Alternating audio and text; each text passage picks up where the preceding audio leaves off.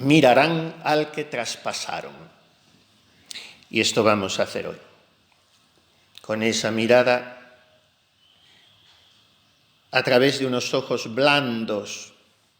Tantas veces tenemos que practicar este ejercicio físico, psicológico, espiritual, ablandar la mirada, porque nos sorprendemos con la mirada endurecida, con el gesto tenso, con los músculos crispados y con falta de transparencia y de dulzura en los ojos.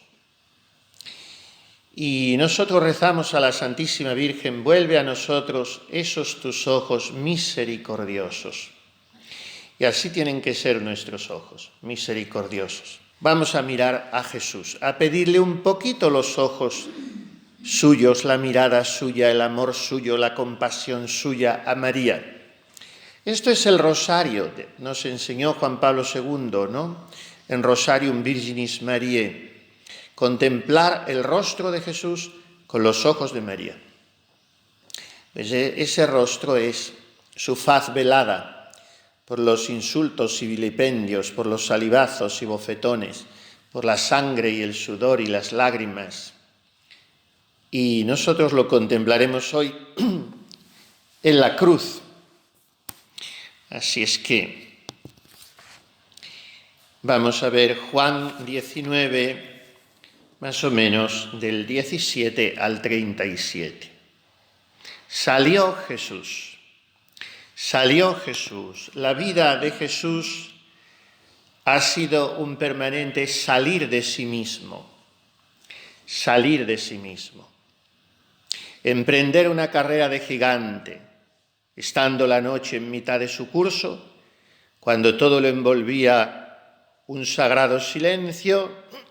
He aquí que tu palabra todopoderosa, Señor, bajó de su solio real de los cielos y abalanzóse a la tierra de los hombres. Dice el libro, nunca me acuerdo si él es el Eclesiastés, uno de los libros sapienciales, y se toma de ahí esa antífona para Navidad. Y luego Jesús está siempre saliendo, sale de su tierra, predica, sale primero huyendo de Israel y tiene que ir a Egipto, sale de su tierra a predicar, sale de sí mismo, sale de sus comodidades y sale hasta de la ciudad para morir fuera de ella como un malhechor. Así es que Jesús, tomaron a Jesús y le sacaron fuera, llevando la cruz a cuestas. Salió para aquel lugar que se llama Calvario y en hebreo Gólgota. Cranium en griego es lo que escribe Juan, y fijémonos que la palabra da exacta en español, ¿no? Nuestra palabra cráneo. Gulgolet en hebreo, que da Gólgota. Y locus calvariae, en latín, que es lugar de la calavera.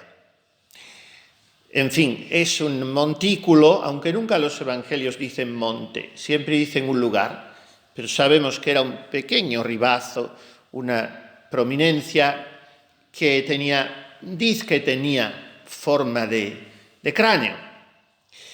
Después había una leyenda que ya San Jerónimo tan temprano, en el siglo IV, V, refuta, pero todavía se venera piadosamente en plan de leyenda, que es que justo donde fue clavada la cruz del Señor, allí había sido enterrada la calavera de Adán. Por eso en nuestros calvarios tantas veces hay allí debajo una calavera. No solo porque se quedaban los restos de los ajusticiados y a veces se los comían las aves de rapiña de carroñeras sobre la cruz, y se dispersaban luego los huesos, sino porque eso se quería, que allí estuviese enterrada la calavera de Adán. Es una cosa muy bonita, muy simbólica, porque nos hace ver que la sangre del nuevo Adán, del Redentor, cayó justo allí donde estaba nuestro primer padre que nos había perdido. Pero históricamente no se sostiene. En todo caso, hay una correlación entre Adán, cabeza física, biológica, histórica de la humanidad, y Jesucristo, primogénito de entre los muertos, cabeza del cuerpo de la Iglesia, el primero en todo, por medio del cual todo fue creado y todo se mantiene en él. El que da vigor y vida al cuerpo místico, del cual yo soy un miembro. Él es la cabeza, y él es crucificado en el lugar de la calavera. Y dice Juan, siempre tan delicado, tan discreto, allí le crucificaron y con él a otros dos. En tanto que los otros evangelistas dicen otros dos ladrones, malhechores, Juan omite ninguna calificación definitoria y solamente son otros dos de una parte y otra, y Jesús en medio. Es la humanidad toda representada en estos dos. Y Pilatos escribió también un título y lo puso sobre la cruz. Seguramente después que nuestro Señor, que era el reo, lo había llevado colgando del cuello por la calle de la amargura, porque esa era la costumbre. Y lo escrito era: Jesús Nazareno, Rey de los judíos. Es el único que lo da completo, Juan, el título. Y sabemos que estaba escrito en hebreo, latín y griego. Hay muchos misterios en este INRI de la cruz. Muchos de los judíos leyeron este título y le pidieron a Pilato que no lo escribiera así. Él responde, como sabemos, quod scripsi, scripsi, lo escrito, escrito está. Y después de estos misterios, salir Jesús cargado con la cruz, ser crucificado entre dos malhechores, solo otros dos, dice San Juan, clavetear los sayones en la parte alta de la cruz, el motivo de la ejecución. Después de todo esto, ya en el versículo 23, vamos a ver estos 20 versículos, repito, del 17 al 37 del capítulo 19, ya en el versículo 23 dice Juan, en el cual no hay una sola coma que esté carente de un significado teológico profundísimo. Pues el Evangelio de Juan es de una hondura que produce vértigo realmente, como estamos teniendo ocasión de percibir lejanamente estos días, porque yo lo expongo muy torpemente, pero en fin, incluso, y perdonen, San Agustín lo expone torpemente porque Juan es Juan y es el evangelista teólogo y solo él ha escuchado el corazón de Jesús. Primero en el cenáculo, físicamente ha escuchado sus latidos, después en el Calvario ha escuchado su amor. Ha estado cerca de Jesús siempre y es el discípulo amado. Con esto está dicho todo. Tuve un director espiritual muy santito en el seminario, creo que una vez lo cité, don Justo López Melús, y muchas veces que fui a confesarme con él, me puso esta penitencia. Mira, a lo largo del día de hoy, piensa lo que dice Juan. Juan en su Evangelio dice por 2 veces que se llevó a la Virgen. Primero que Jesús se la encomendó y luego que él se la llevó, 2 veces. Y 5 veces que es el discípulo amado de Jesús. Entonces tú acoge hoy a la Virgen en tu corazón 2 veces y siéntete por 5 veces a lo largo del día el discípulo amado de Jesús. Pues este es Juan, el discípulo al que Jesús amaba y nunca dice ese era yo, sino que lo dice en tercera persona. Porque la humildad de las humildades es la humildad en lo espiritual. Y la soberbia más, la envidia y lo más diabólico es la tristeza del bien espiritual del otro. En las letanías de la humildad, el santo cardenal Merry del Val, secretario de Estado de San Pío X, ustedes conocerán esas letanías, del deseo de ser estimado, de ser consultado, de ser amado, de ser preferido, líbrame Jesús, que los otros sean más buscados, más amados, más considerados. Jesús, dame la gracia de desearlo. Y la última petición es de un heroísmo de caridad extraordinario y de humildad, claro. Jesús, que los otros sean más santos que yo, con tal que yo sea todo lo santo que pueda. O sea, que yo no me quede un grado menos de gracia y de santidad y por tanto de gloria en el cielo que aquel al que tú me has predestinado. Pero no a todos nos ha predestinado al mismo grado de santidad y de gloria, No. No todos los santos son de séptima morada. Todos tienen que ser de quinta morada, porque es la de la unión con Dios y la de la caridad. La quinta morada, sexta y séptima no. Y no todos los santos tienen la misma misión, ni todas las personas son igual de amadas por Dios, ya lo dijimos también un día. Eso es una de las muchísimas tonterías, inexactitudes teológicas y fruto de esa mentalidad liberal de la Revolución Francesa que tenemos hoy metida, también los eclesiásticos. Dios nos ama a todos igual. Eso es una mentira mayúscula. Dios ama a cada uno como le da la gana, ama a todos y a cada uno lo necesita como ese uno, lo ama como ese uno necesita ser amado. Pero a todos igual no. ¿Cómo voy yo a pensar que a mí me ama igual que a San Francisco de Asís, que a Santa Teresita, que a San Juan Evangelista? Pues yo estoy contentísimo como me ama nuestro Señor. No echo de menos nada, ni quiero parecerme a nadie. Pero me alegro mucho que Dios haya tenido almas que le hayan amado extraordinariamente y con las cuales Él se haya volcado. Entonces cada uno tenemos que cumplir nuestra misión en la Iglesia. Pero si a la hermanita que tengo al lado Dios la ha llamado a una santidad mucho más alta que a mí, y ella corresponde y brillan en ella virtudes mucho más altas que en mí, yo me alegro enormemente. No solo por ella, sino porque Dios sea más amado y glorificado, con tal que yo no le sea infiel en nada. Esa es la caridad más exquisita. Alegrarme del bien espiritual de las otras más que del mío, si yo con el mío correspondo al Señor. Y la envidia más diabólica es que no me dé envidia que la otra sea más guapa o más lista, sino que sea más santa. Así es que acojamos la voluntad de Dios en esto. Juan era el discípulo amado. Y yo me alegro muchísimo y le quiero muchísimo, discípulo amado. Y entonces, a partir de este versículo 23, dice: los soldados, después de haber crucificado a Jesús, tomaron sus vestiduras y las hicieron 4 partes, para cada soldado su parte, y la túnica. Mas la túnica no tenía costuras, sino que era toda tejida desde arriba, y dijeron unos a otros: no la partamos, mas echemos suerte sobre ella, cuya será, para que se cumpliese la escritura que dice: repartieron mis vestidos entre sí y echaron suertes sobre mi túnica. Tras esa acción de los hombres, Juan ve el plan providencial de Dios que se realiza.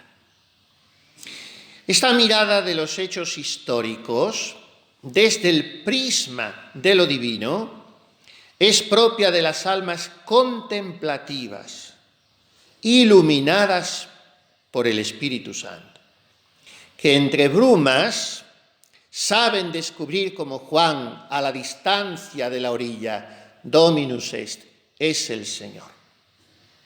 Tras ese acontecimiento, tras esas apariencias feas, pobres, desagradables, punzantes, como son la suciedad y el abandono de un establo en el campo de Belén, porque nadie me ha dado alojamiento, María y José no se turban, saben descubrir: es el Señor.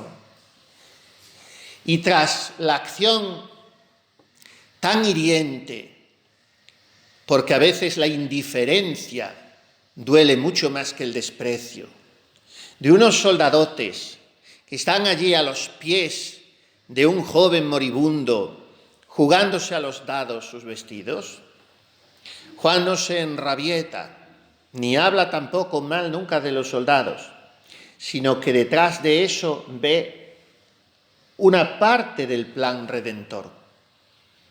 ¿Y yo qué veo detrás de los acontecimientos? De acontecimientos feos que me toca vivir, de personas difíciles de comprender, con las que me toca convivir. Si yo me quedo en eso,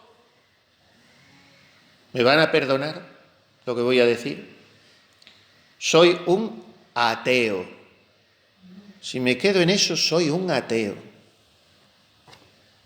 Si me quedo en un catastrofismo pesimista por la situación actual de España, si me entristece, me deprime la situación actual de la Iglesia, que no es para nada halagüeña, entonces es que yo no confío en que el Señor lleva la historia y que está detrás de cada persona, de cada acontecimiento. Es Él. Y solo si lo vivo así, seré plenamente feliz en mi vida religiosa, en medio de los sufrimientos. Y veré a veces que se están jugando a los dados las ropas de Jesús, los intereses de Jesús, la gloria de Jesús. Y no se lo están jugando los soldadotes, sino a veces los suyos. Y yo sufriré y me indignaré santamente y rezaré. Pero eso no se traducirá en mí en una visión catastrofista, pesimista y en una crítica destructiva. Porque entonces no seré cristiano. Seré religiosa, seré sacerdote, pero ateo, ateo práctico. Confesaré el credo con los labios, pero con la vida estoy viviendo et si Deus non daretur, que se lamentaba tantas veces Benedicto XVI. Hoy vivimos et si Deus non daretur, como si Dios no existiese. Y a veces los consagrados a Él también. Entonces Juan ve detrás de cada cosa y es el único que lo ve y lo señala a los demás. Cuando vayan al sepulcro se asoma y percibe el misterio de la resurrección, pero no entra porque espera a la iglesia jerárquica, que es Pedro. Aunque la iglesia jerárquica sea más pecadora y haya negado a Cristo, pero es la jerárquica. Y él le espera y no entra. Y cuando después la pesca milagrosa ven en la bruma aquel hombre que les dice, echad la red que ahí hay peces, y están un poco desconcertados. Y él se comprende que con su delicadeza, siempre para no humillar, le dice, como en un susurro, siempre a Pedro, él siempre a Pedro, sabiendo que es el cabeza de los apóstoles, Dominus es el Señor. Pues aquí también. Es la mirada de las almas contemplativas.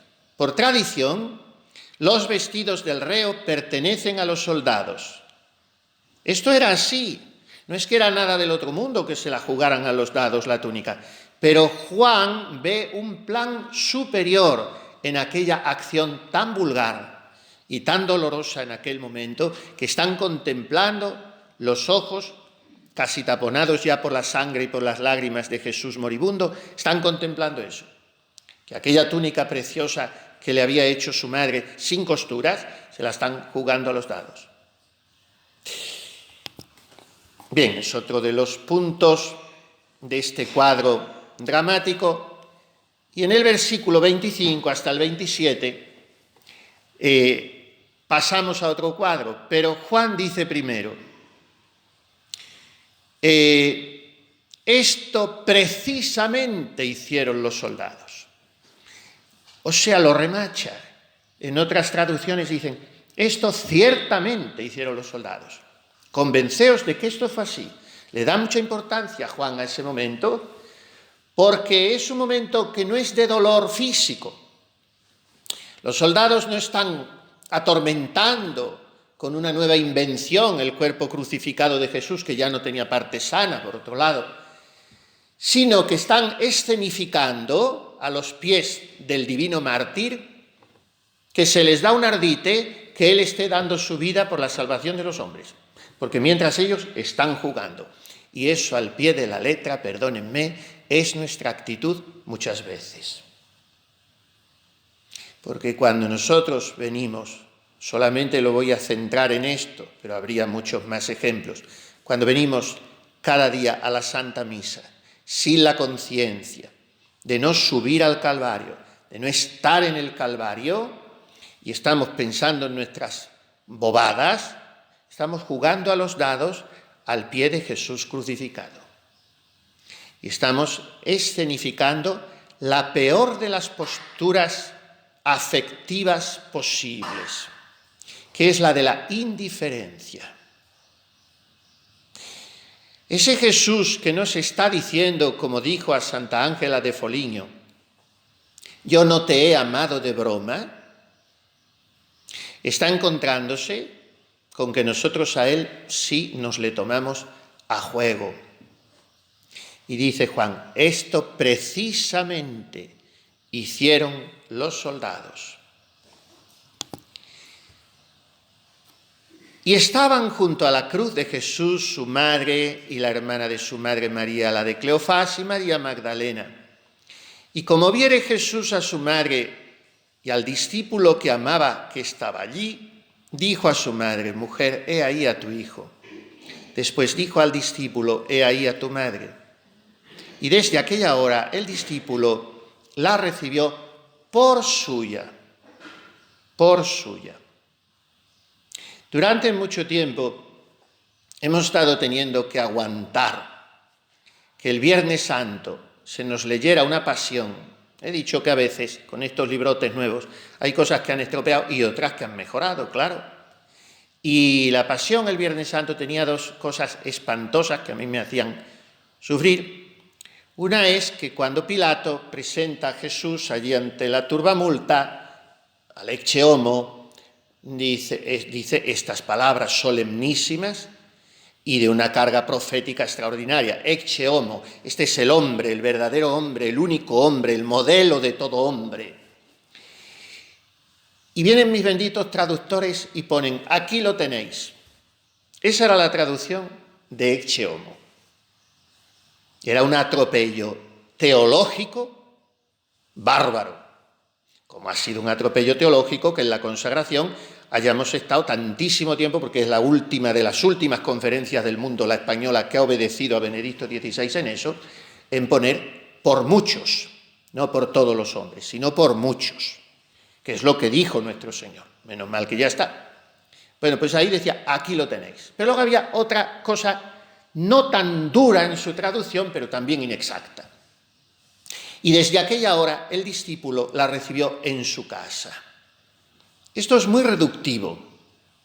Juan, que ciertamente se llevó a María a su casa, vivieron juntos primero en Jerusalén, después en Éfeso, pues lo que hizo fue llevársela a su intimidad, tomarla como suya. Y ahora sí está traducido bien. Las palabras de Jesús moribundo son un misterio. Son un misterio que vienen a proclamar solemnemente la maternidad espiritual y universal de María sobre todos los hombres. María es madre de todos los hombres, pues si hemos dicho el otro día que no todos los hombres son hijos de Dios, solo los que viven en gracia de Dios, propiamente hablando, pues la Santísima Virgen también es madre solo de los que viven en gracia de Dios, pero potencialmente hablando, lo mismo que Dios nuestro Señor, potencialmente hablando, María es madre de todos y quiere a todos, se acoge a todos y trata de atraer a todos, también a aquellos hijos pecadores y díscolos que no son propiamente hijos suyos en el orden de la gracia, pero que como están llamados a serlo, ella los quiere y los acoge como tales. Y esto es lo que viene Jesús a certificar. Y entonces Juan, con su mirada teologal y contemplativa, ve en María algo muy suyo en el plano de la fe, que está por encima del plano de lo social, de llevarte contigo a la madre de un amigo joven que se ha muerto para asistirla y sostenerla, que tampoco tenía Juan cómo asistirla por otra parte, y ya veremos, que está por encima esa mirada del plano de lo afectivo, porque te da compasión de esa pobre mujer viuda y tú te la llevas. Está muy por encima de todo eso, la mirada de Juan. Él ve en María algo muy suyo en el plano de la fe. Y hay un doble sentido en esto que dice Juan. Está el sensus auditionis y el sensus scriptionis. El sentido de la audición es lo que Juan oye en el Calvario. Y el sentido de la escritura es lo que a final del siglo I escribe Juan en su Evangelio. Cuando Juan escribe esto en su Evangelio, ha digerido lentamente, ha saboreado y ha comprendido, ilustrado por el Espíritu Santo, lo que en ese momento de álgido dramatismo él no podía comprender en toda su hondura. Ahí tienes a tu madre. Tanto más que hay una cosa que no se suele pensar. En Mateo 27, 56, ese evangelista señala entre las mujeres que están a distancia en el Calvario contemplando la crucifixión, Salomé, la madre de los Zebedeos. De manera que la madre biológica de Juan estaba allí. Para él, que no era un huérfano porque era un muchachuelo de 18 o 20 años, que Juan no tenía más, pues tuvo que resultar llamativo que Jesús le diga, ahí tienes a tu madre, cuando su madre natural, biológica, está también allí. Esto no se suele pensar. ¿Qué sucede? Que Jesús no busca remediar la orfandad de María. Cuídamela, atiéndemela. No. Lo que Jesús busca es paliar la orfandad de Juan, en el cual estoy yo y estamos todos. Porque el que se queda huérfano es el hijo, no la madre. Ecce filius tuus. Ahí tienes a tu hijo. Viendo a su madre y cerca al discípulo que tanto quería, dijo a su madre, mujer. Y ya explicamos cuando el Evangelio de Caná por qué la llama así y no la llama madre. Porque es la nueva Eva, María. Mujer, ahí tienes a tu hijo. No le está tanto Jesús diciendo, también tiene cierto sentido de esto, pero no es, ahí tienes a quien va a cuidar de ti. Sino ahí tienes al hombre, al joven a quien yo he querido tanto y él a mí, en el cual está personificado todo el género humano, que está llamado a establecer contigo, madre, una relación de filiación sobrenatural en el orden de la gracia. Entonces Jesús no está señalando tanto lo que debe ser Juan para María, sino lo que María es para Juan, lo que María es para cada uno de nosotros. Y entonces, dice Juan, que el discípulo, desde aquel punto, en aquel mismísimo instante, la tomó eistaidia. Eistaidia, en griego, significa literalmente, la tomó hacia sus cosas. Este es el sentido literal. O sea, la tomó en vista de todo lo suyo propio, en orden a su intimidad. Pues cuando yo recibo a alguien conmigo, lo tomo conmigo, puede ser para que me cuide, para que me haga compañía, para que me enseñe, si es un profesor, o puede ser con la intención mía de darle la llave de mi conciencia, de que nada mío le sea secreto a esa persona. Y esto hace Juan. La toma a María eistaidia, en orden de su intimidad, hacia sus cosas más propias e irrenunciables. O sea, ¿se la lleva a su casa? Sí, porque si a alguien le das tu intimidad, es que vas a convivir con ella, pero sobre todo la toma entre sus bienes espirituales. María será el tesoro de su corazón. Todos los papas del siglo XIX, XX mejor dicho, y bueno, el XIX ya desde León XIII, interpretan este Evangelio en tal sentido, porque antes se interpretaba más bien solo en el sentido material de llevarla a su casa. Después de esto, versículo 28, esto es muy interesante, hoy también voy a alargarme 5 o 10 minutos más. Después de esto, sabiendo Jesús que todo estaba cumplido, para que se cumpliera la Escritura, dijo, sed tengo. Pero, ¿qué es lo que vio que estaba cumplido? Justo después de esto, dice Juan, o sea, después de haberme entregado a su madre, y en mí haberla entregado a todos, Supo Jesús que todo estaba cumplido. O sea, luego vuelve a decir, para que se cumpliera la Escritura, dijo, tengo sed. Son dos cosas distintas. Pero lo primero que tranquiliza a Jesús es que ya me he quedado libre de esta encomienda que tenía que hacer. Es como un moribundo que manda que llamen al notario porque quiere hacer testamento y hasta que no viene y confirma dónde van a ir sus bienes, no se muere tranquilo. Pues esto es Jesús. Supo que estaba ya todo cumplido. No tenía nada que dar. Nos había dado todo. Lo único que tenía era la túnica y se la estaban jugando a los dados y nos dio su cuerpo en la Eucaristía. La Eucaristía es un todo, es el cenáculo y el Calvario, no es una cosa sin la otra. Y entonces lo único que le quedaba era su madre y se la dio a Juan y ya supo que estaba todo cumplido. Como si la entrega de su madre fuese la realización de la profecía del protoevangelio en Génesis 3:15. Pongo enemistades entre ti y la mujer, entre tu estirpe y la suya, dice Yahvé a la serpiente infernal.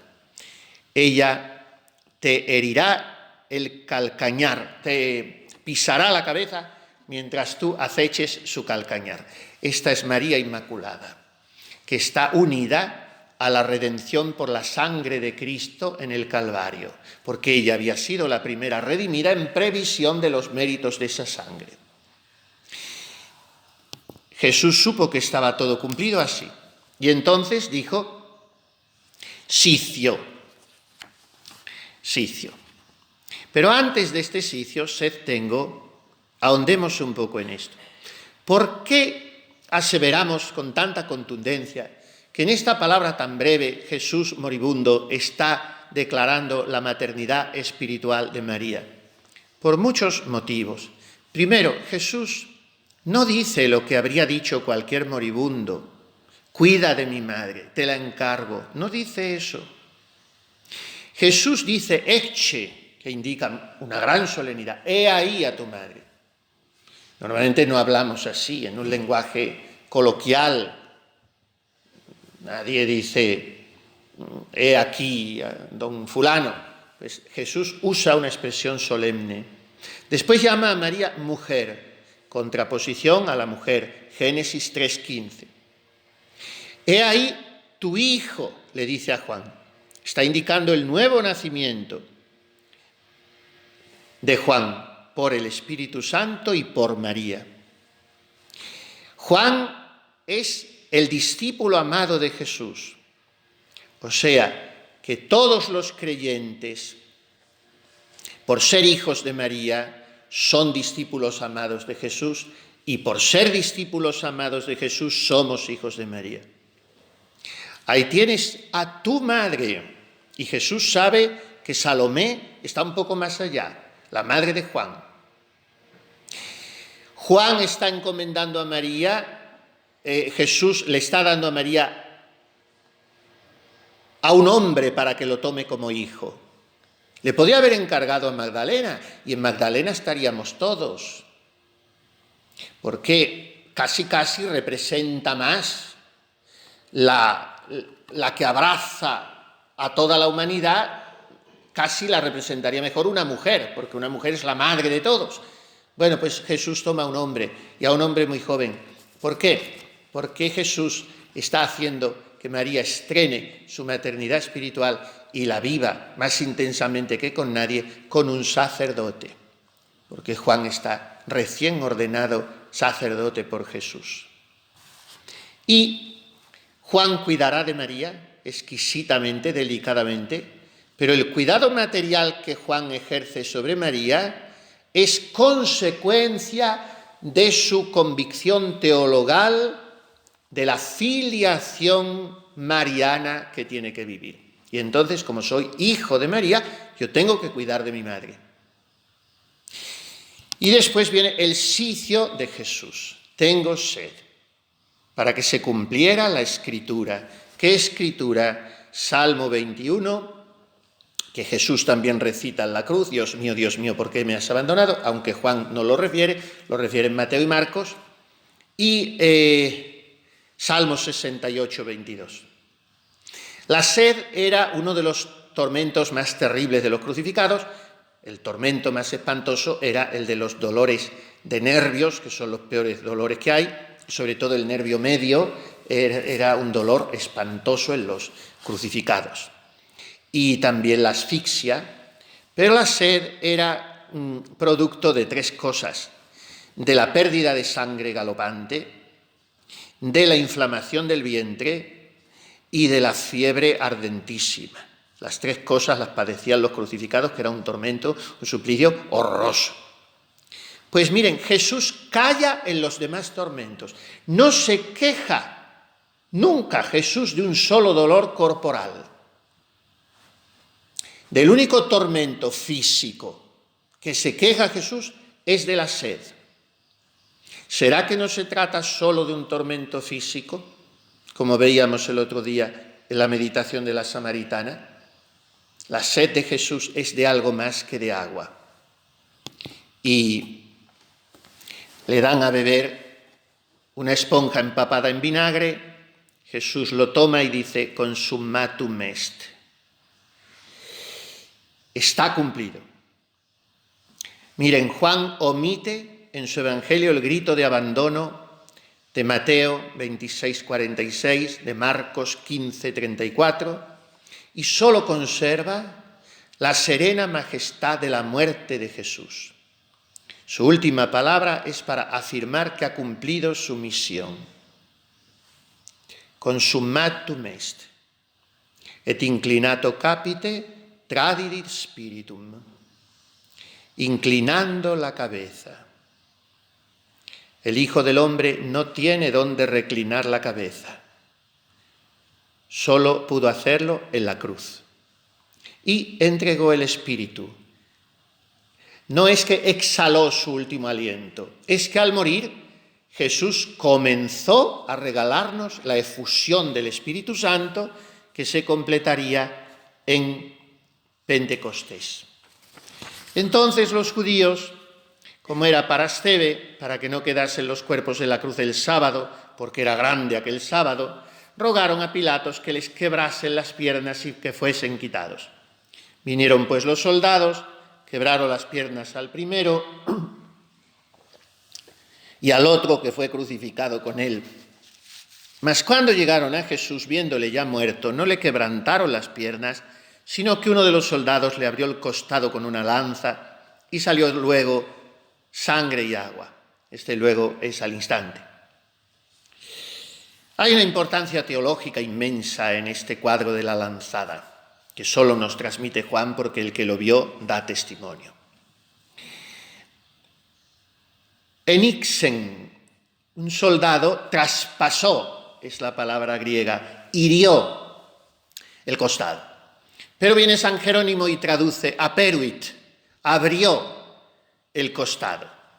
Y está muy bien San Jerónimo aquí, en esta cierta libertad que se concede, porque si la lanza traspasa, claro, es que abre, aunque sea una palabra distinta. San Jerónimo dice, abrió el costado. Y es cierto que quedó abierto, porque la magnitud de la herida admitiría, 10 días después, la mano de Tomás. Y un costado donde cabe una mano es que está muy abierto. Y al punto salió sangre y agua. Es un hecho extraordinario, porque la sangre se coagula enseguida en un cadáver. Pero hay un sentido místico que es al que nos hace mirar Juan. En la sangre la redención, el martirio, la Eucaristía.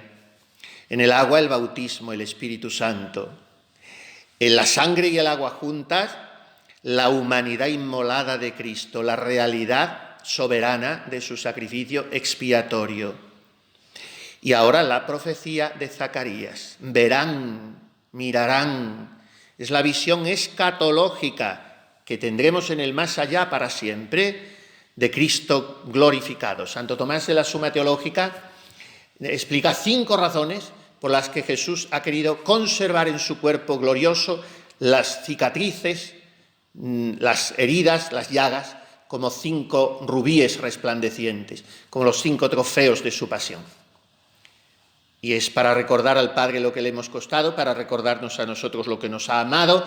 Y en la última razón dice, para mostrarlas a los condenados y decirles, estas puertas de misericordia os abrí y no quisisteis pasar. Mirarán al que traspasaron.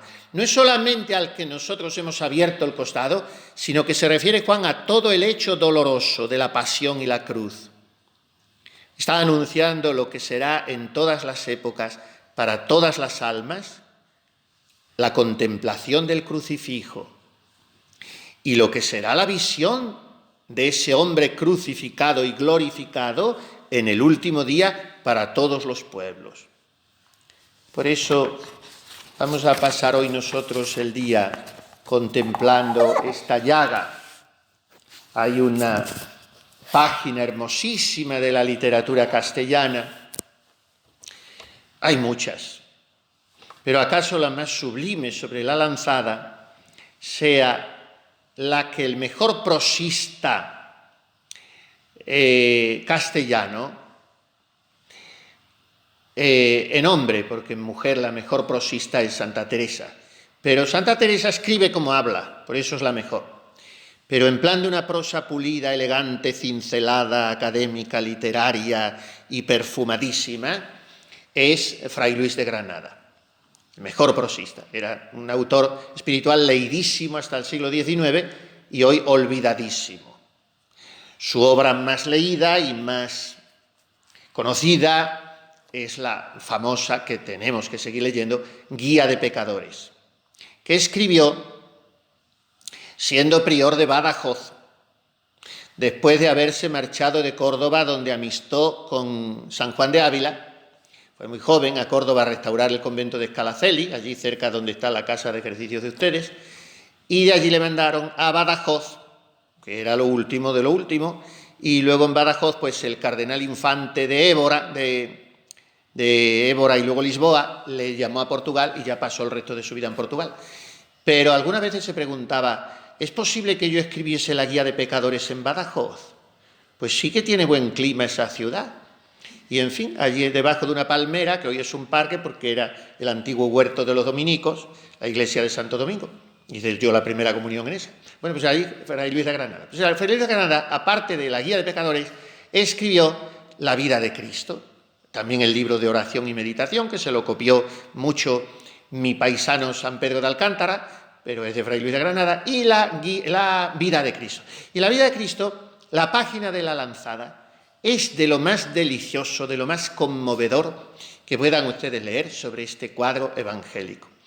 Yo la tendría que aprender algún día, pero no me la sé nada más que en otra versión que no es la propia de Fray Luis de Granada, que es una versión en verso. Las ideas son las mismas. Y de Fray Luis de Granada. Oh preciosísima herida del costado de mi Dios. Oh llaga santa y bendita que abrió en tu pecho mi amor. Oh riqueza de los pobres, refugio del pecador, fragua de amor infinito, casa de paz y perdón. Tú eres consuelo en mis penas y refugio en mi dolor, esperanza en mis miserias y de mis culpas perdón. En ti encuentro mi descanso, en ti mi seguridad. Tú me enseñas a ser manso, por ti sé lo que es amar. Deja que por esa puerta me adentre en tu corazón y ábreme paso por ella a tus entrañas de amor. Embriágame, Jesús mío, con tan precioso licor. Beba de esa dulce fuente y olvide todo tu amor. Allí cante dulcemente, esta morada escogí. Todo lo he encontrado en ella y en ella quiero vivir.